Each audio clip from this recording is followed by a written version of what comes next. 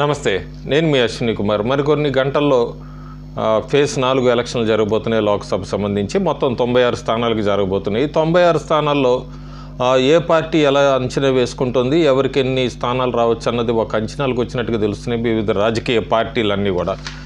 మొత్తం మీద 96 స్థానాలు ఉన్నాయి. 96 స్థానాల్లో బీజేపీ అంచనా 57 స్థానాల్లో గెలుస్తుందని, వైఎస్ఆర్సీపీ ఆంధ్రప్రదేశ్కి సంబంధించిన పార్టీ 12 లోక్సభ స్థానాలని, టీడీపీ 9 లోక్సభ స్థానాలు గెలుచుకోవచ్చని, కాంగ్రెస్ పార్టీ 4 స్థానాలు, Janasena party JSP 2, SSUBT 2, BJD 2, JDU 1, TMC 1, అలాగే ఎల్జేపీ ఆర్వీది రామ్విలాస్ది 1, NCP 1, JKNC 1, SHS Shiv Sena Shinde 1, Samajwadi party 1, AIMIM 1.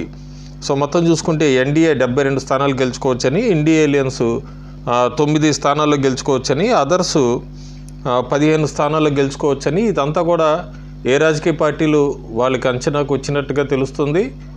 మొత్తానికి మనం పోలింగ్ అయ్యాక పర్సంటేజ్ మీద అంత తర్వాత ఒకసారి అయితే విశ్లేషణ ఇచ్చుకోవాలి. ప్రస్తుతానికి 96 స్థానాల్లో ఎన్డీఏ ఎక్కువ స్థానాలు గెలుచుకోబోతున్నట్టుగా ఆ పార్టీ అంచనా వేస్తున్నట్టుగా తెలుస్తుంది మనకి.